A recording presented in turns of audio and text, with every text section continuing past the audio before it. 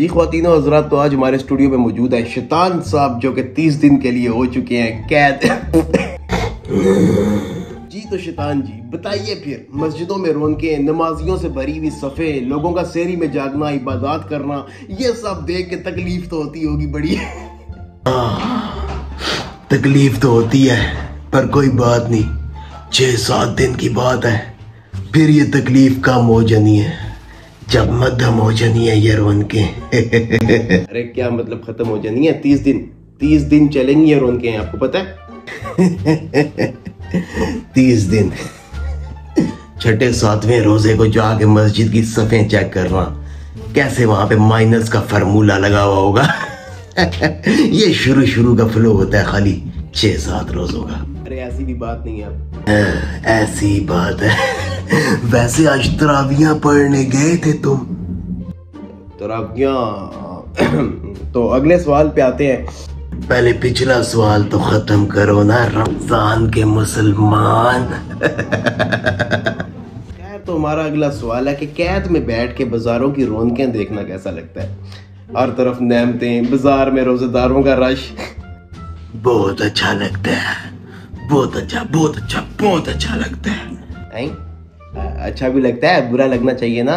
बुरा क्यों लगेगा जब मेरे चेले अपना काम बखूबी कर रहे होते हैं, फ्रूट के ठेलों पर 2 नंबर चीजें बेच के, खाने पीने की चीजें गरीब की पहुंच से दूर करके। बुरा क्यों लगेगा? बोलो, ऐसी बात नहीं है।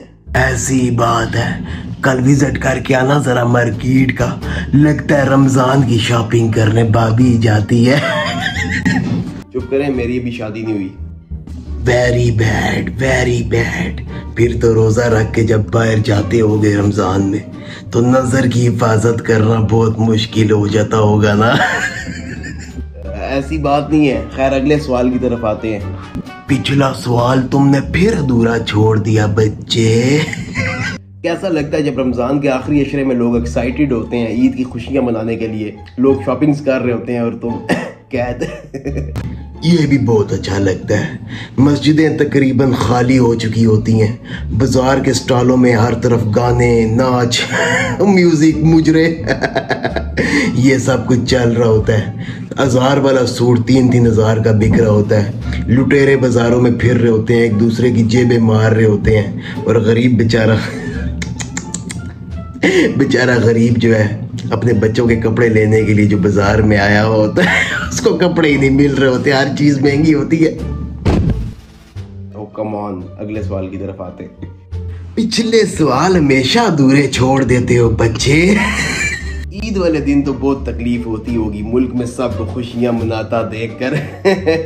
सबसे ज्यादा शराब इस मुल्क में चांद रात वाले दिन बिकेगी। पॉडकास्ट का वक्त खत्म हो गया पॉडकास्ट का वक्त। ओ नहीं, अभी नहीं, अभी बाकी है। मुझे कहा गया था 1 घंटे का प्रोग्राम है। खत्म, कैद में जाओ वापस, बंद करो लाइट्स।